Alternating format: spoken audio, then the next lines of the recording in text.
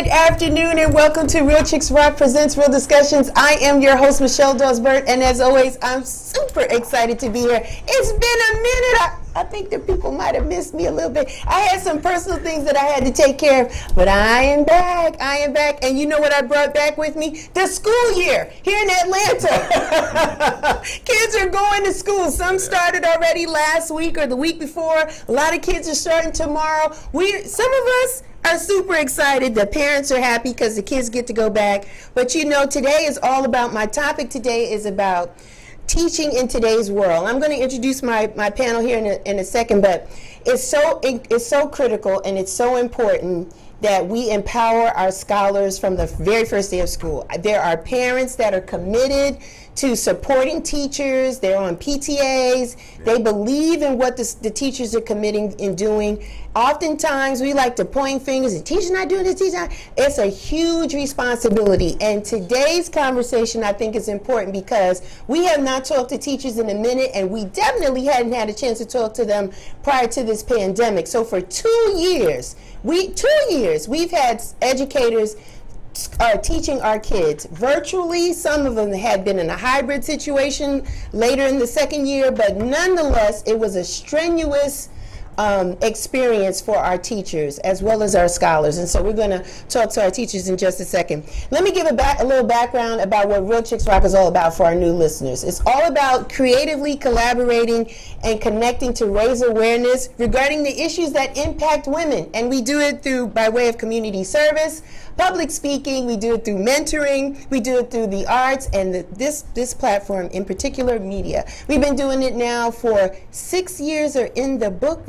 Wow. We're in our 7th season. Yes. So we're super excited. We've had the opportunity to talk to people like yourself today that help influence us, inspire us, and inform us, because most of the time we never get an opportunity to understand what you're thinking, what your experiences have taught you, etc. So again, it's all about community relationships. We want to build these bridges together, right? So again, today's topic is all about teaching in today's world. I have 2 beautiful educators that are on Zoom, as well as 2 educators in the building with me today. Hi. How you doing, everybody? Good. Everybody's good. I'm going to start, ladies first. Valeria, please tell the people your name, your title, and how long you've been in the education system. Well, my name is Valeria Vincent. That's right. And I have been in education for 26 plus years. And that includes early childhood all the way up through a little bit of college. Okay. I tutored some college students. Wow. Actually, I'm an adjunct, part-time adjunct with Gwinnett Tech as well. Nice. So, I forgot the other. That's okay. 26 years. 26 years. And what I do, I'm an educator all around. All right, fair enough. Yes. Kevin, how about you? Hi, my name is Kevin Latham. I've been teaching. I think 94 was when I started in education. Okay. I've taught elementary, middle, and high school. Nice. I served as a head football coach at a number of middle schools and at Columbia High School. And math has always been my primary subject. Okay. Yeah. Fantastic. Kind of specialty kids along that area from 6th grade to about 10th grade. It's kind of been my specialty. Okay, awesome. Thank you. Sure. Ann, good morning. Good afternoon. Ann, tell us a little bit about yourself, first and last name, title, and how long you've been educating. Hello, I'm Ann Smith. I've been educating as long as Valeria. I had her in my first year. Wow. From 96. That was my second career. I used to be a social worker. Okay. Coming into schools and working in special ed is practically half social worker, half teacher. So it went well together. Awesome. And that's what I've been doing for quite some time. Special ed teacher. I'm in high school now and I'm virtual. Nice. LeKisha. Yes. Good day. How are you, beautiful? I am great. Thank you so much for having me. My name is LeKisha Anderson, and I am an administrator. I am an elementary assistant principal, and I have been in education for 21 years. Nice. So I have taught everything from pre-K to 5th grade, and I have worked in many different facets, academic coaches, instructional lead teachers. So I am definitely a teacher at heart, and I lead with the teachers at heart as well. Awesome. So basically for our listeners, there's nobody here that's a rookie. No. We have seasoned professionals here that have been committed to the education system. I'm going to ask you, I'm going to start with you, LeKisha. Why be a teacher? What led you into teaching? Why did you want to do that profession? Actually, I started in corporate America. I was a finance guru in corporate America, and working with my customers and my clients, I found that many of them lack the basic skills, writing their names, completing a withdrawal slip, and that troubled me so much. And I thought, you know what, it must have dropped the ball somewhere. I thought the foundation had to be cracked, and some of these individuals, adults, have fallen through those cracks. And so I believe that may have been at the elementary level. And so that's what inspired me to be a teacher. I was driving to work one day, going down to Peachtree Street, corporate time, and they were rallying for people who had degrees to come into the teaching field. Wow. So I took a leap of faith, became what I like to call a corporate dropout, and began actually starting as a paraprofessional. Really? Okay? I thought if I started the mayor, I'm the assistant. Yes. I really love this thing. It's going to work. God's going to bless it. Yes. So it became a ministry. And again, 21 years later, I haven't looked back. I've been at the same school for 21 years. Are you serious? Wow, that's awesome. Awesome. In the community. And now I'm now leading and supervising the children of my former students. So that's a blessing. That's awesome. It come full circle. That's awesome. What city and county do you? I'm in Clayton County. You're in Clayton. Awesome. That's awesome. They need you down there. That's awesome. And how about yourself? What led you to teach? Why become a teacher? Why did you want to become a teacher? You know, I've always been one to work with children. I started in college, pre-K, and that kind of thing. But as a social worker, those cases never end continuously. They go on and on and on. Teaching, at least there was some closure at the end of the school year. Right. That attracted me. So I switched fields, but I didn't know how to go about teaching and how to get in. But at the time, my particular district needed math and special ed. And they would pay for school and send us. I said, okay, I'll take special ed. Awesome. And that is how I got involved, and so much love it. I've done everything from self-contained to now virtual. So I'm having a classroom or having kids from 5th through 8th grade in one room in the middle school setting. But now I'm in high school and I'm in a virtual setting, and it is amazing. I probably would have been retired by now had it not been for this virtual. Wow. I loved it. Wow. You're still smiling. I want people that can't see us, I want y'all to know these professional teachers are still smiling after 20 some odd years. You guys love what you do. So what county do you teach in, Ann? I teach the state of Georgia. Okay. My school covers everywhere in Georgia. Wow. Awesome. Fantastic. Valeria, how about you? Why did you get into the teaching game? Why did you decide to be a teacher? So originally, I was going to be a veterinarian. Oh, wow. And so my senior year in high school, I was looking for money to go to school. And my mom or my dad, I can't remember who found it, but there was a fellowship in the state of Tennessee they were looking for teachers. And basically they said that if you went into teaching, that they would give you $5,000 a year for college. If you went into teaching, if you taught 4 years, you would basically pay it back and I wouldn't have to pay it back. I'd pay it back in service. So I said, okay, I'll go ahead and get my degree in biology. Okay. I'll teach for 4 years, pay that money back, and then go to vet school. Okay. Well, biology ended up switching over to elementary education. And I ended up volunteering. I went to Tennessee State University, and so I ended up volunteering at the Early Childhood Center on campus, and that was all she wrote. I needed to be with kids. Wow. And so from there, I worked at a neighborhood daycare and became a nanny, and so kids are just in my they're system. Just important to you. Yes. And you've done after school things and programs. Yes. You're a gamut. Fulton County is your home? Where do you? At the moment, I am a family support coach with Sheltering Arms, which has 13 centers in Metro Atlanta. But I'm in the South Fulton, one of three South Fulton centers, Union City, College Park area, and so we cater to families that are in Fulton County and South Fulton. However, we do have families that end up in Clayton County. So yes, I work with a lot of different families. You do, you do. All right, thank you for that. Yeah. Kevin, how about you, sir? What led you to teaching?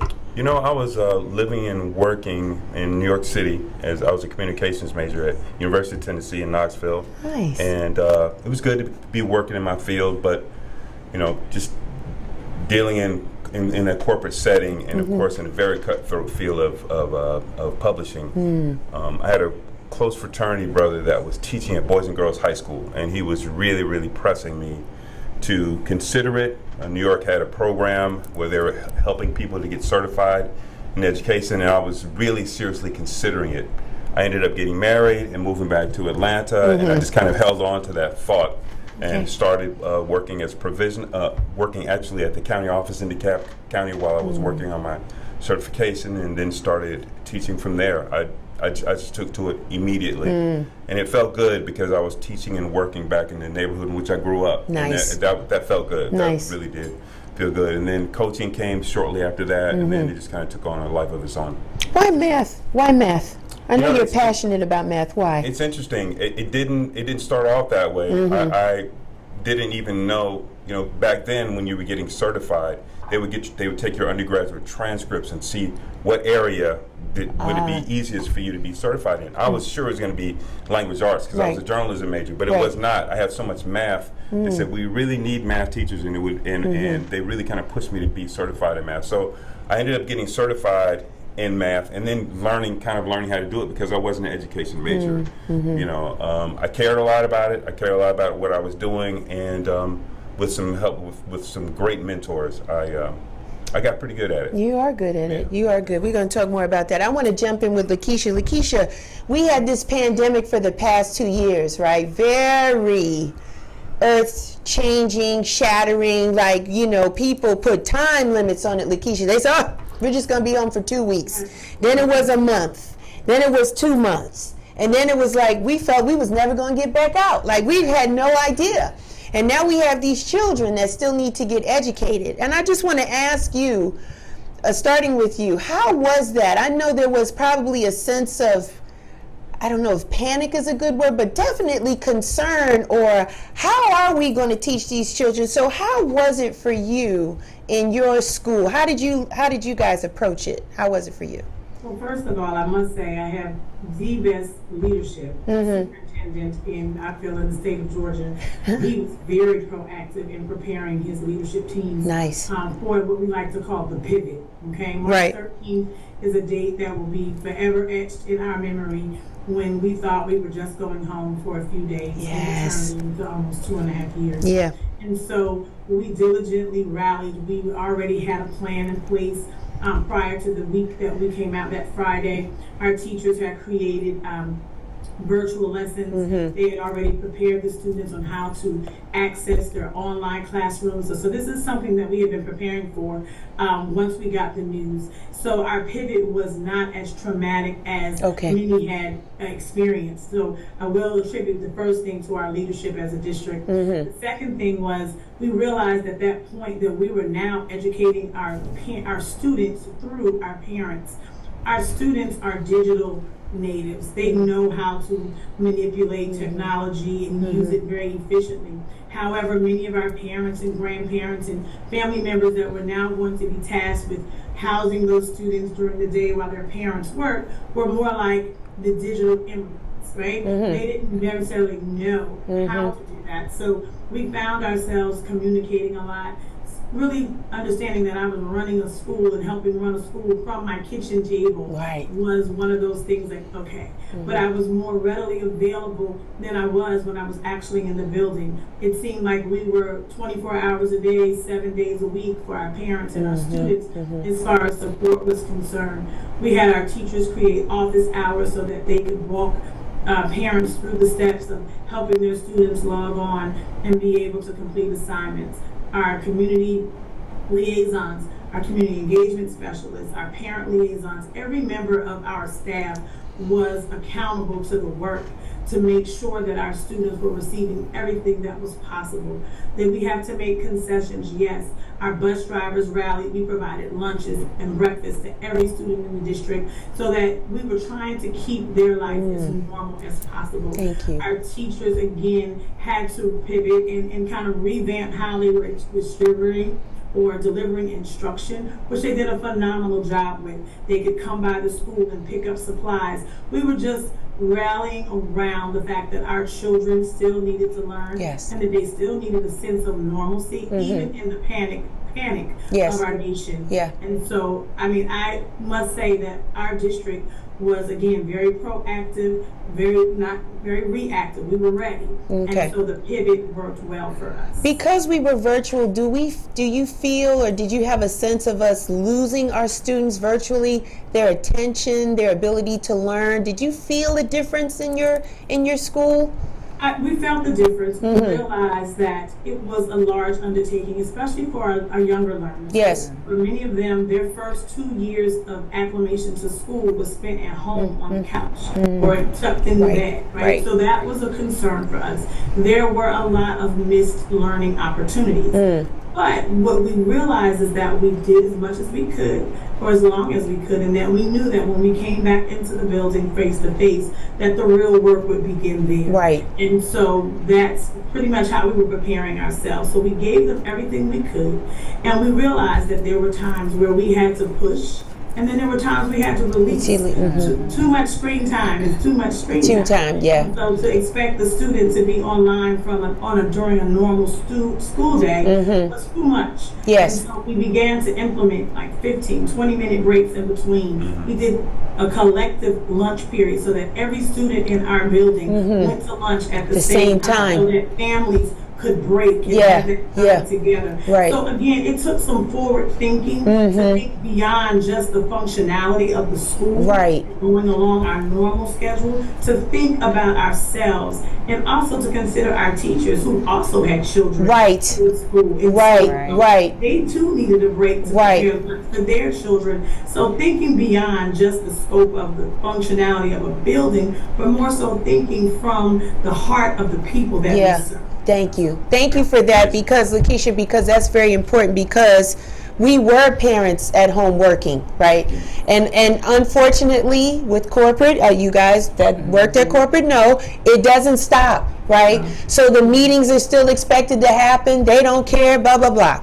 And so for us at home, productivity went up for us at home, because the expectation for parents, well, you're at home, you don't have to drop kids off. We're going to have meetings that's starting at 7:30 in the morning, and we're going until 6 o'clock at night. It was long days. And so the stats showed that productivity went through the roof for corporate America. They got more out of their people from working at home. There was no commuting, no sitting in traffic. People were literally getting out of the bed, working in their pajamas, literally, during that time. So thank you for incorporating that balance, because it did help to understand that we could have lunch with our kids, or there would be breaks in the day that we could touch base and touch point. But it was hard, because corporate is designed to absorb your whole being. It's not designed for you to really have a work-life balance.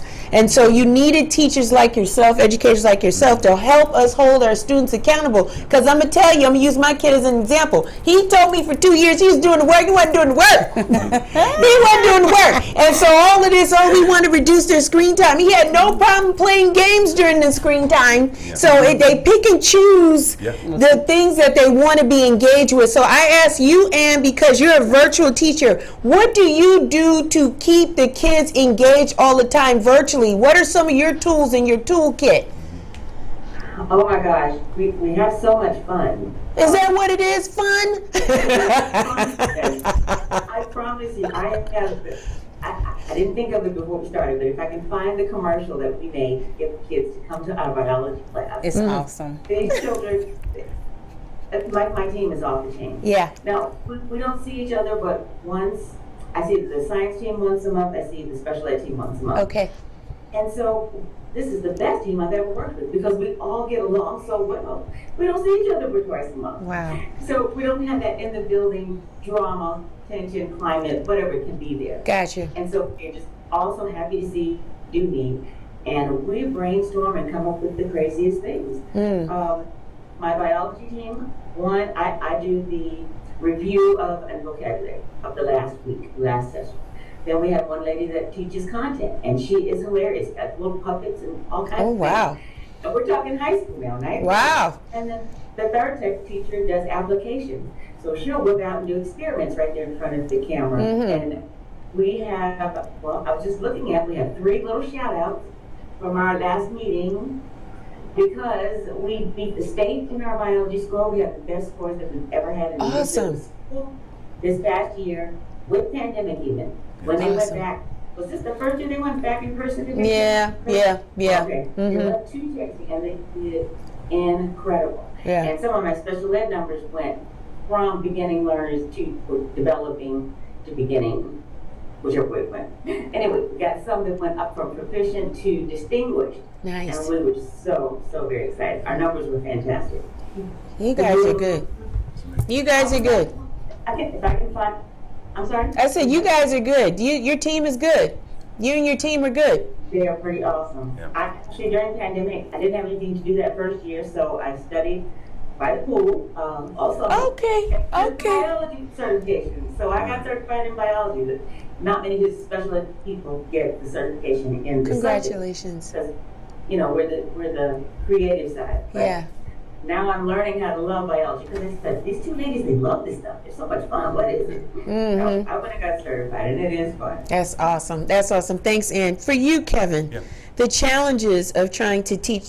Were you still teaching students virtually? No, it's interesting to hear these great teachers talk about their experience. You know, I was already retired from teaching full time, so I was working as a math tutor in DeKalb County at the time, and all of us part-time teachers, we were all kind of laid off at the beginning of the pandemic, and we didn't return until the students returned to the classroom. Okay. Do you feel that the students missed you? That there was a gap while you weren't in the tutoring space? How were the students last year? Not just me, but you know, most of they hired really high quality tutors. These were all, for the most part, retired teachers that came back that wanted to be involved with kids. So yeah, it was a big loss. It was a big loss, and we thought at first that we'd be able to stay on and also teach and work with kids in a virtual setting, but they didn't allow us to do that. You know, one thing I will say though that I'm seeing and hearing these teachers talk, and the teachers that I knew in DeKalb County, there was a real sense of accountability on the part of the teachers. Not a lot of complaining. You know, the circumstances are what the circumstances were. They just got to work setting up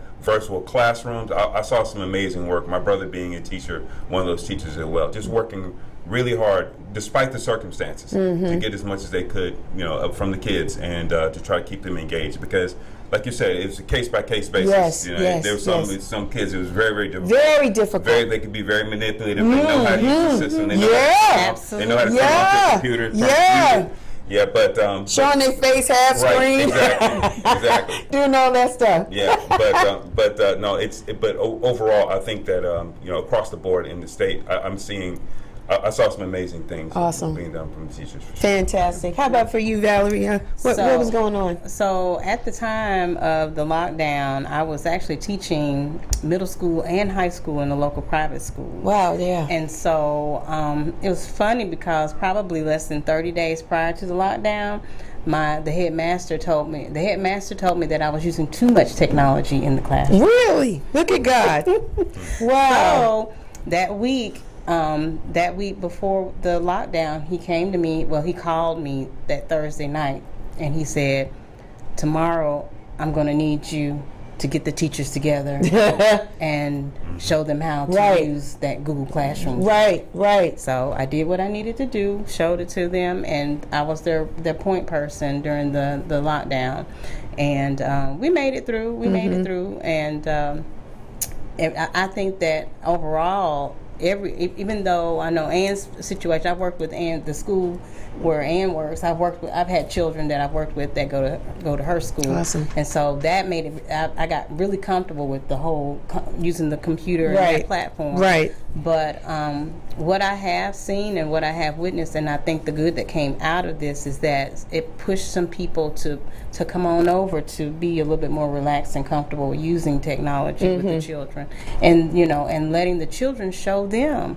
how to use the technology, and give them that freedom. So To LeKisha's point, the kids do pick up very quickly. Yes. My son's taught me a few things here and there because all I knew was WebEx and Skype, a little Skype, Zoom, but then this whole Microsoft Teams just like took off, and so everything was in the Teams and everything was a chat and this, and then Google Classrooms, and then you got to go online on the apps to check the grades and the announcements and the things was missing. Everything's just virtual, and it's different. And I'm trying to tell my son now, when I was his age, it was writing on the board. You had to write down your stuff. You might have got a sheet of what the agenda coursework was going to be.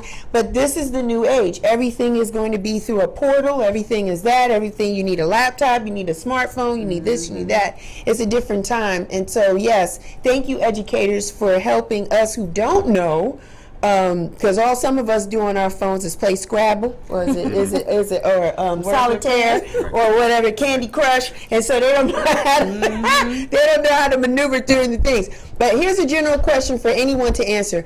There are always long lines to play the lottery. You see the Mega Ball, the Powerball, 300 million, sometimes out. People are like, I don't play the lottery, but I got $2. I'm gonna play. I might win. I might hit. Right? Go to the gas station. The lines is long. This and that.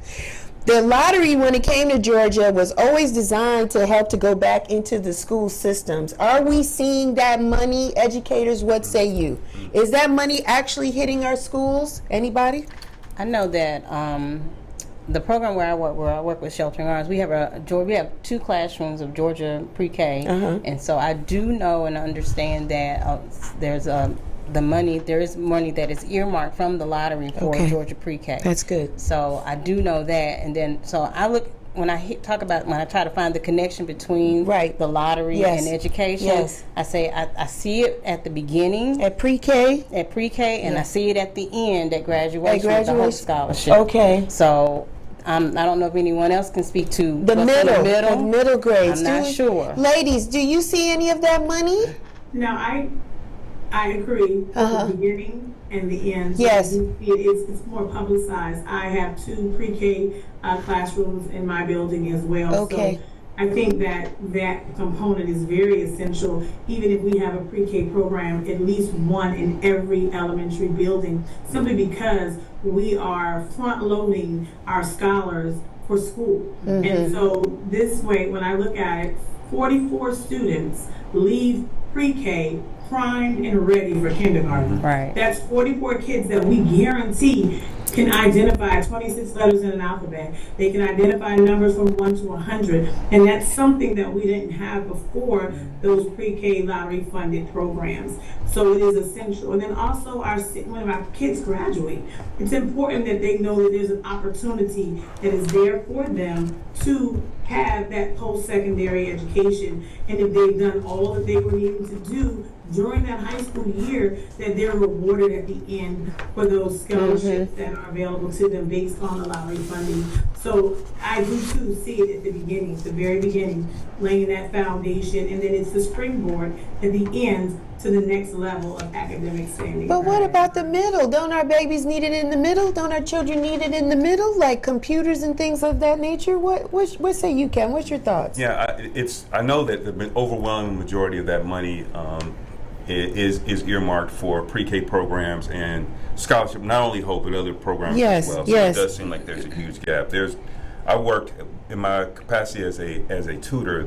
I'm at a Title I school, and those are federal funds. So I know that there's some federal money available for middle grades as well. But just being honest, that the money that's from the lottery is primarily, I think it's $1.5 billion or so that's actually put back in the program, and the overwhelming majority of that is for college scholarships and for pre-K programs. LeKisha, what would you like to see your school have? What do you think school systems are lacking today? Is there anything that you have on top of mind? As far as resources are concerned, Resources or even educators, anything across the gamut. It could be resources, it could be laptops, it could be now that everything's a Proxima, right? You guys don't even use blackboards anymore, and some of it it's a whole different thing, right? Is it that type of thing? Is it teachers? Are you feeling that you need more qualified teachers or teachers that have the passion? Is there anything like that you feel? right now we need some bus drivers. So Okay. Everybody knows that. Okay. If you know anybody that wants to drive the bus, Okay. come down to Clayton County. We need some bus drivers. All right, that's good to know.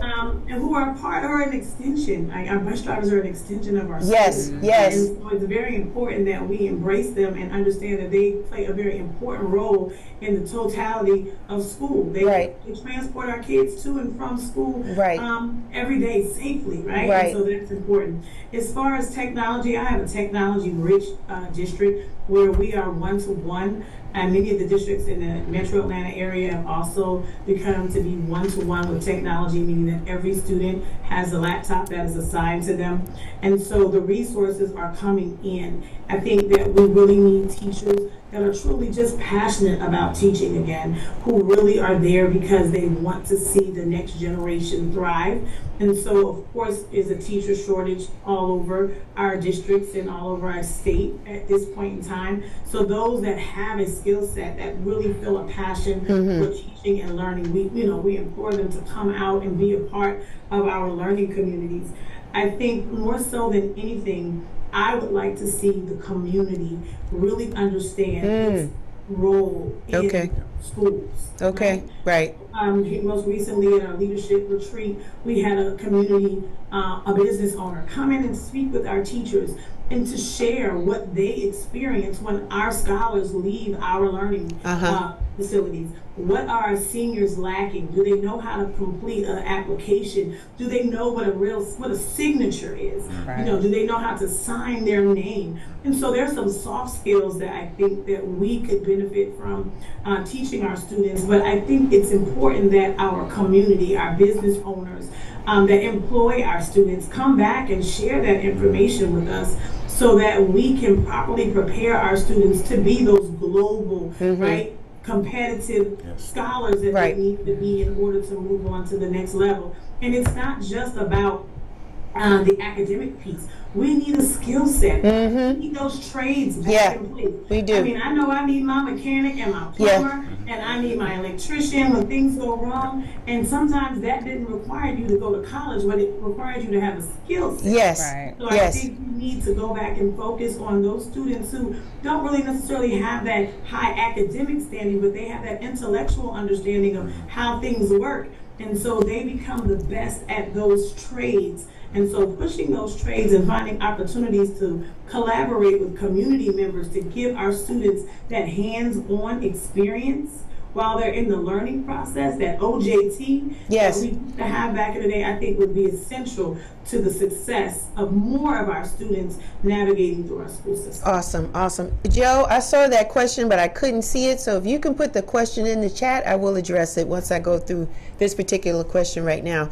And do you have any needs? I know you're virtual, but do you find that maybe some of the students don't have laptops or internet, or are there any challenges in the virtual world for you from a resource perspective? Absolutely. Okay. Absolutely. All right. We have complete and total access to the internet, free. Everybody. I agree. Set a nickel and diamond, especially in a scholastic or education space, without question. If nothing else, can you give it to us free from 8 to 6? That's primarily when kids are going to school in the morning, and then they should finish their homework by 6 o'clock. Then after that, charge me a little something. Right. But from 8 to 6, let us have the internet so the kids, and let it be some strong broadband too, not something stuff buffering all day. They're getting kicked out of the classroom. They can't keep up. So that should be. Is that something we should try to fight for? Or it's just us against these telco companies. What's happening? We can't get it. The rural communities are worse. Their coverage are so far. And a lot of our kids that do sign up for this program aren't in big cities, and that's where it becomes a little bit difficult when they lose lose that internet. Something as basic as internet. Yeah. We would think there would be a little stronger situation here, but that's what we're doing. You're absolutely right, because you can go just to like McDonough, and some parts of McDonough, and it seems kind of rural. Yes. There's no bars on your phone. I don't care if you have Verizon or AT&T. There's no signal in some of these places, and people are living out there. And you're like, this is not far from Atlanta, you're thinking, but you're right. There's Atlanta, and then there's Georgia.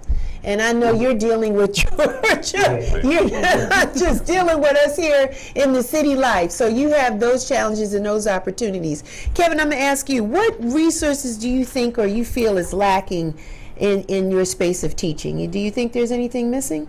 Well, it's interesting because now in DeKalb County as well, every child should have a laptop. Right. And of course, that was such a huge step from where we were previously. You know, we're definitely receiving that. There's always more things we can do. There's always more. You know, we have 3D modeling in our school for our science students. Those things are fantastic. But what we need more than anything is just passionate teachers that always tell new teachers that are thinking about getting in the profession, you have to love kids. You have to love students. You know, having students that are willing to.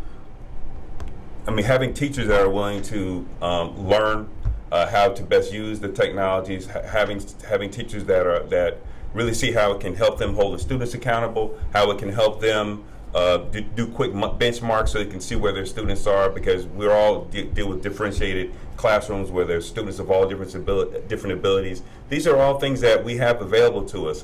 Not that there's not more things that we need in terms of technology. Certainly that Wi-Fi is a major issue, not only in rural areas, but sometimes in the cities as well. Just figuring out a way to take the best advantage of what we have and use it fully, I think it'll put us in a much stronger position. So there's definitely a need, but I don't think we're getting all that we can out of what we have. Okay, fair enough. Val, how about you? I'm going to piggyback off of something that LeKisha said with the community support and community engagement, but also we need our families to stay engaged as well, especially with us going back in person. The families need to remain engaged with the schools. They need to remain engaged with their children. They need to just remain engaged and don't think that their children have it. Okay. Don't assume that your children have it. Always do a check-in with your child, but also do a check-in with the teacher. Do a check-in with the school in general, just to make sure that you're doing what you need to be, what is needed, what the expectation of the parent is being done on the parent's part, and also that you're inspecting what the teachers are doing, checking after what you're expecting the teachers to do for your child. So awesome. That's a good segue, because that was going to be my next question. What can we do as parents to be better engaged? Let me tell you what I do. Maybe this will help some people.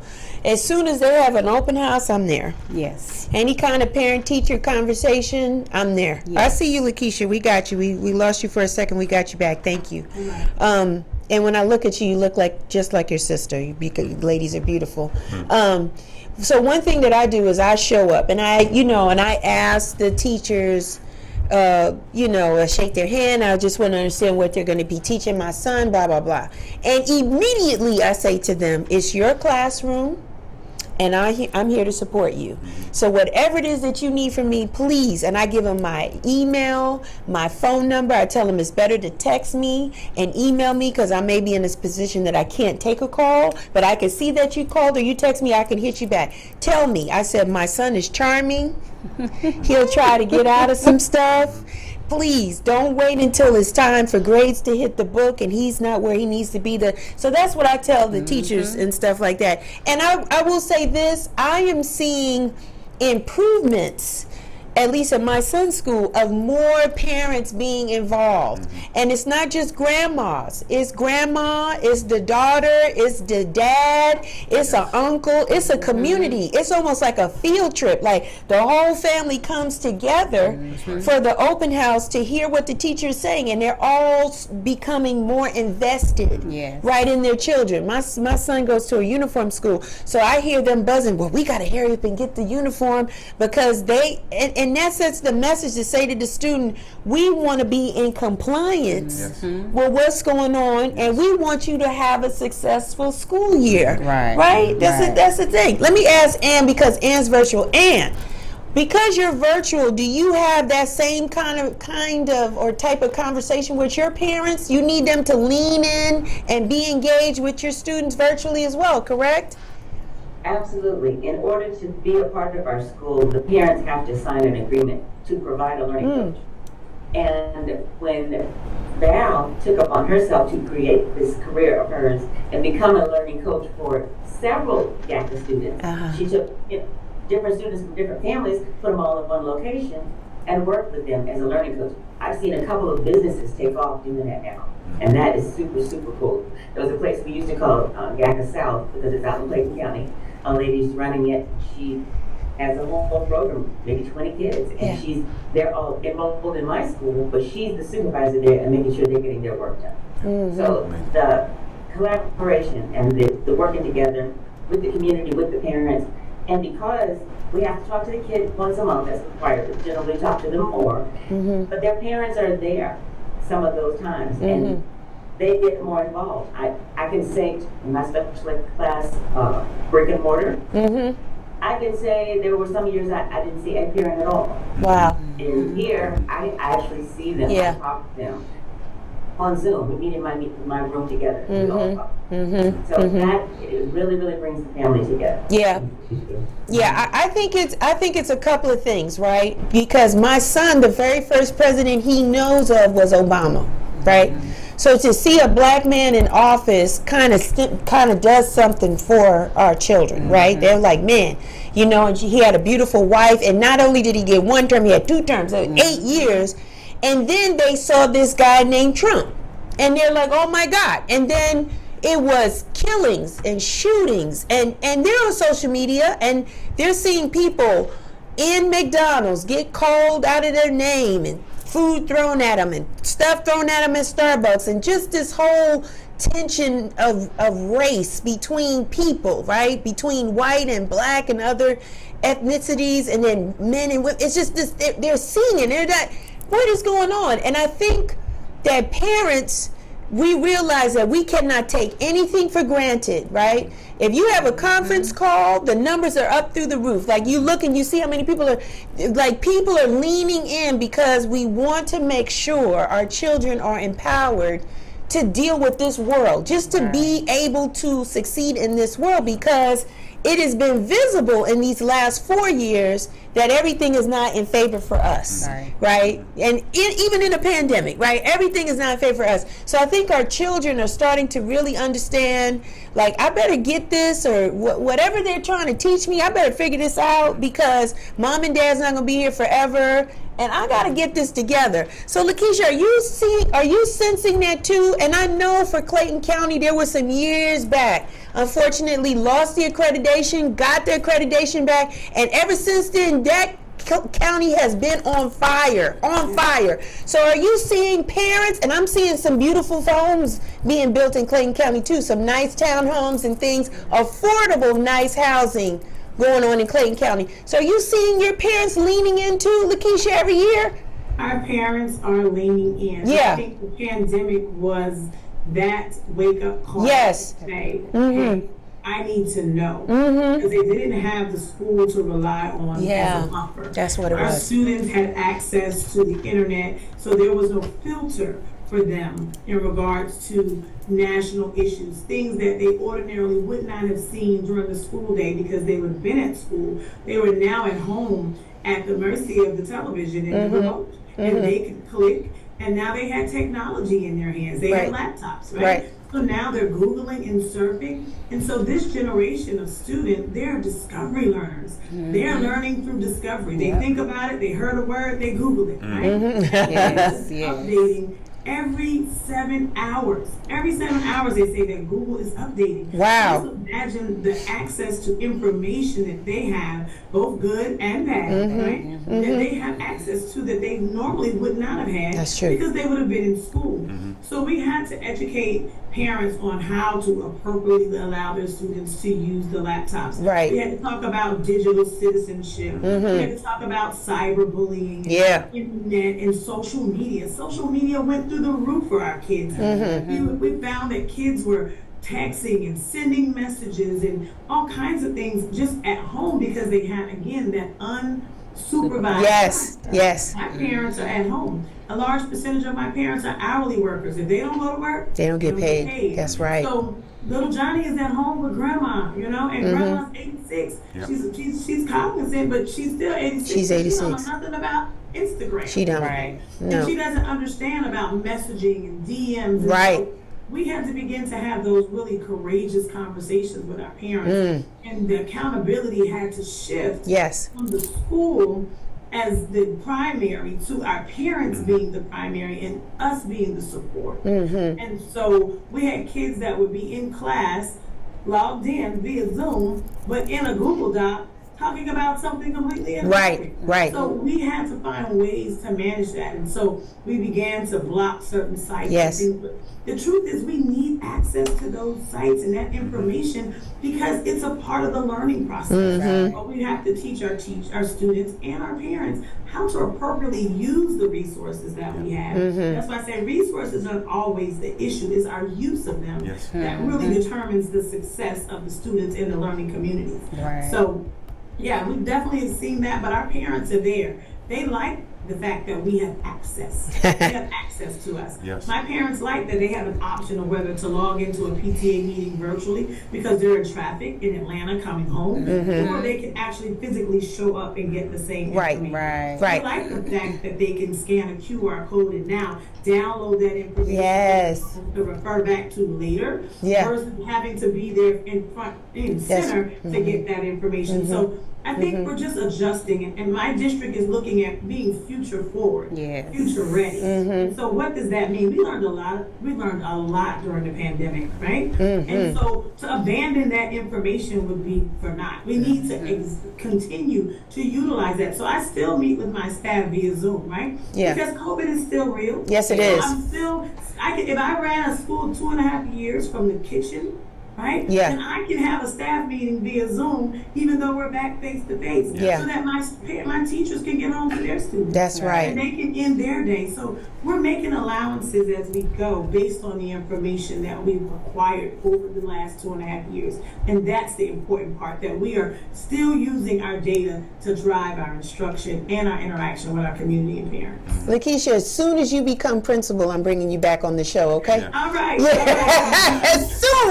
As soon as you become principal, I'm just going to give you the whole show. I want you to, you just on point. Yes, Yeah. thank you so much. Everybody is on point today. Kevin, I want to ask you, because you teach high school.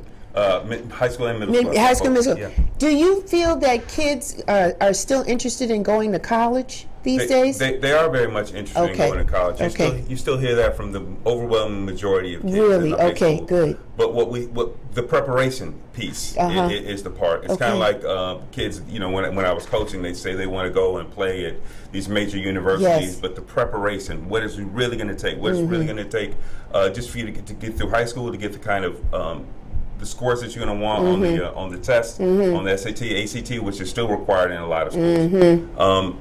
And then what it's going to take to develop the kind of study habits that it's going to take for you to be successful at those schools. Yes. So that's it. We always say that for a child to go doesn't mean anything until they graduate, and that's what we're trying to get to that point. But the interest is still there, very much so. Very much so. Very much so. I think the coursework is different, right? The majors are different, right? They're not teaching the same. Like, nobody wants to be a project manager. I'm a project manager. Nobody's trying to really go to do that.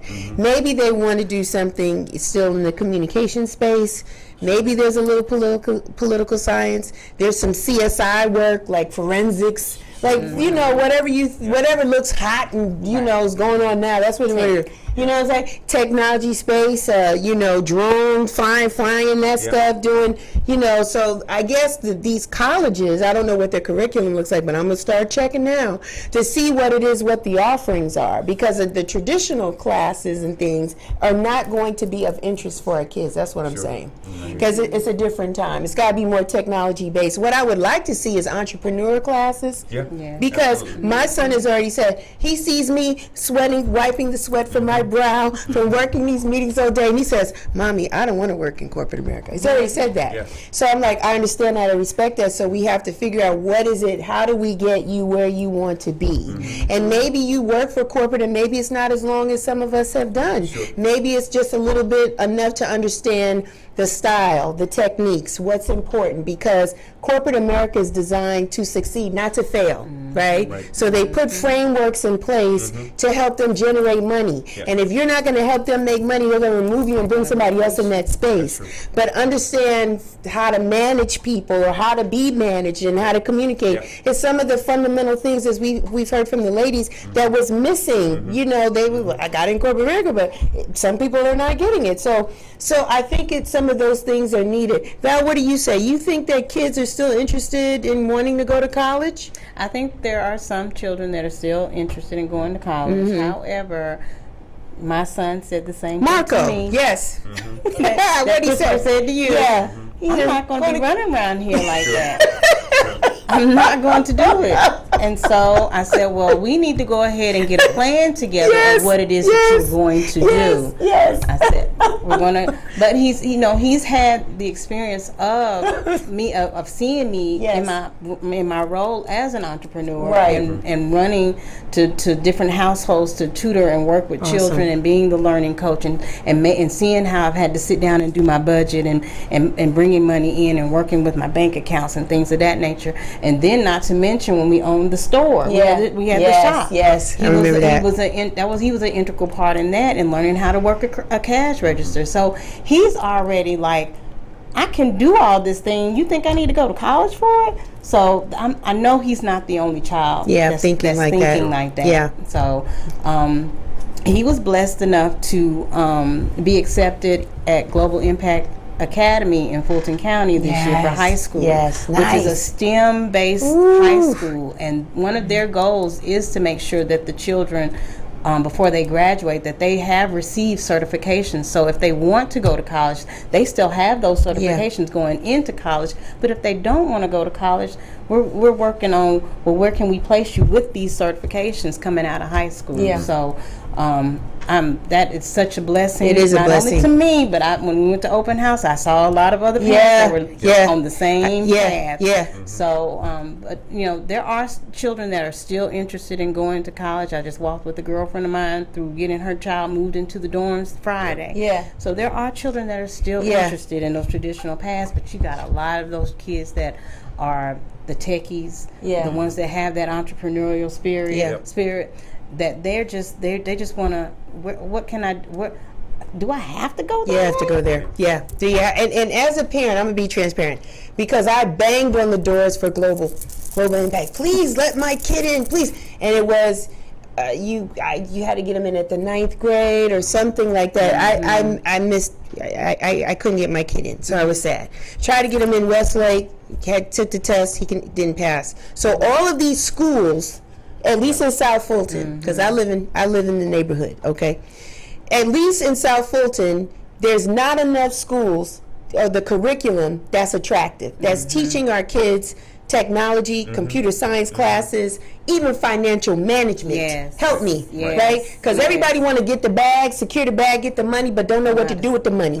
We are trying, everybody that's on this call right now in this discussion, we have broken generational curses, period, end of story. The fact we are doing things differently than our parents had ever imagined to do, right? So we have empowered our children to excel and do greater things than we've done, and we want them to be able to secure and have that financial literacy that goes with it. These schools in which we pay taxes and we buy these houses and live in these neighborhoods, the houses are not bad, they're pretty good, they're nice neighborhoods. The school curriculum does not meet where our kids need to be. And so then we are charter schools and all these specialized schools trying to get our kid in, and we can't.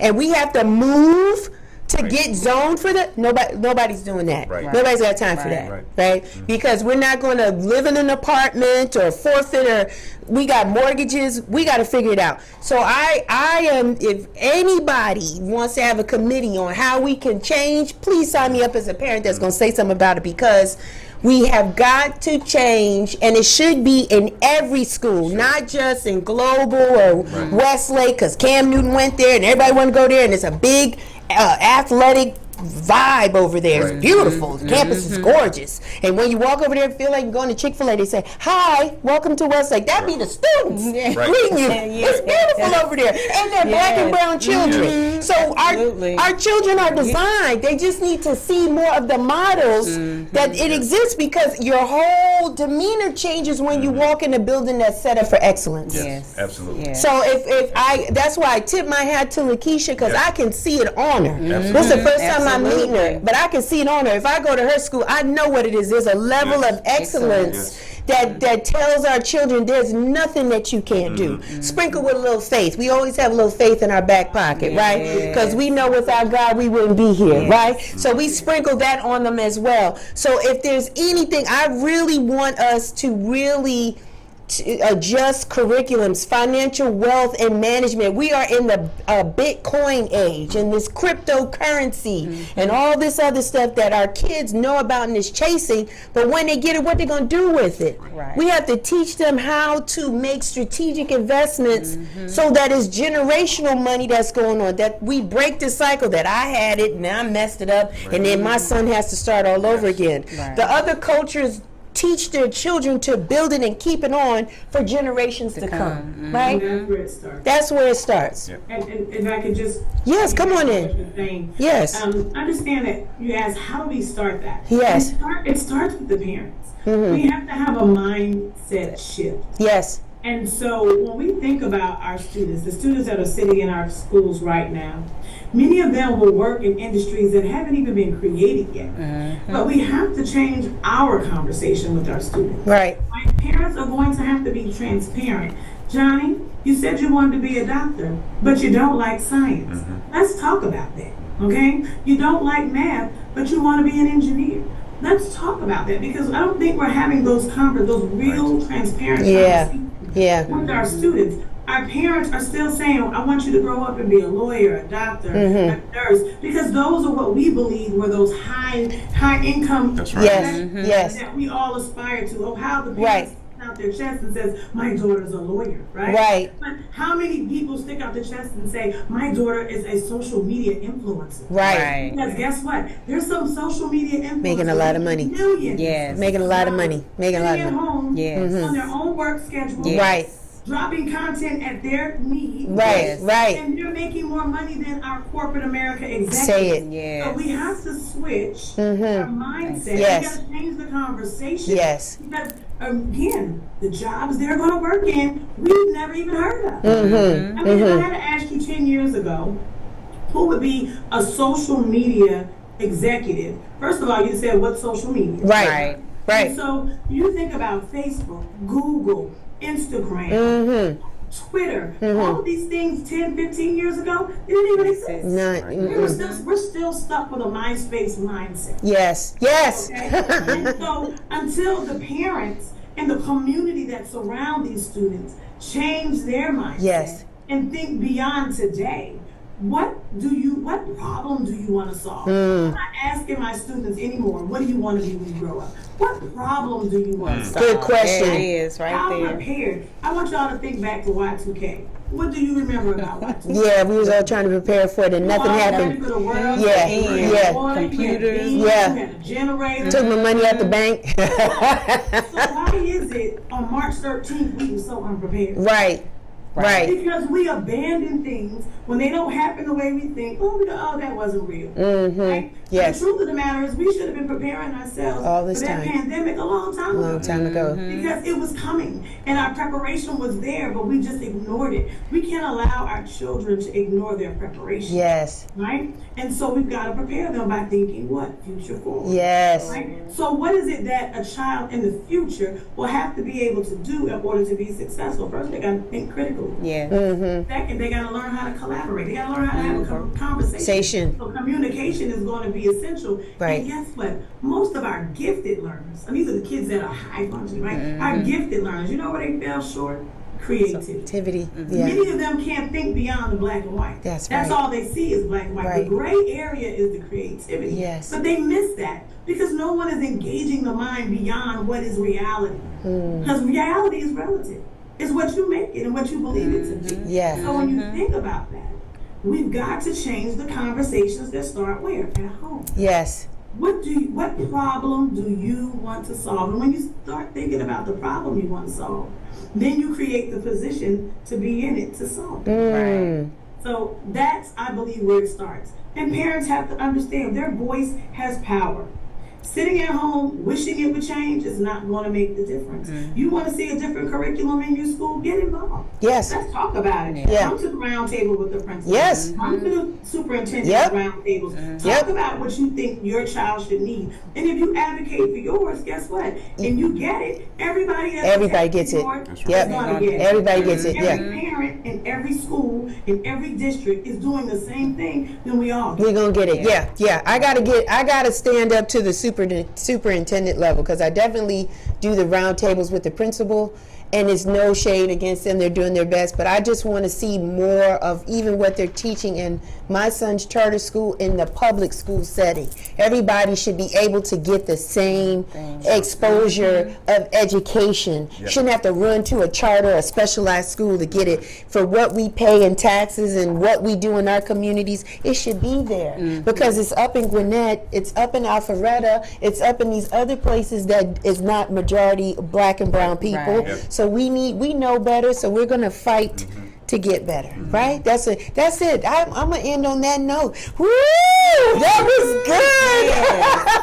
good. Man, I enjoyed this conversation today. Thank you. I want to thank all my guests today.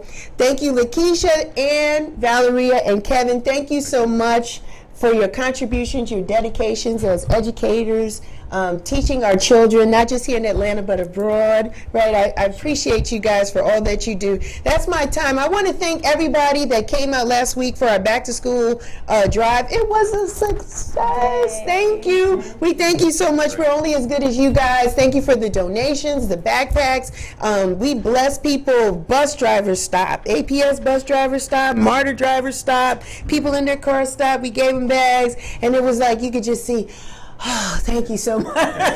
We just helped. We did what we could with our community. We're so thankful. So thank you, everybody. What's coming up on the charts for us? Yes, we are going to be sponsors for House in the Park. We will have Ramon Rousseau here in 2 weeks as we talk about House in the Park. It is that time of year. It's number 18. We're super excited. We'll be doing that Labor Day weekend. So come on out to Grand Park and have a good time with us then on Labor Day Sunday. I think it's September 4th. But that's my time. But this is what we say when we always close. We say, may you live to be 100 and I live to be 100 minus a day, so that I never know that beautiful people like you have passed away.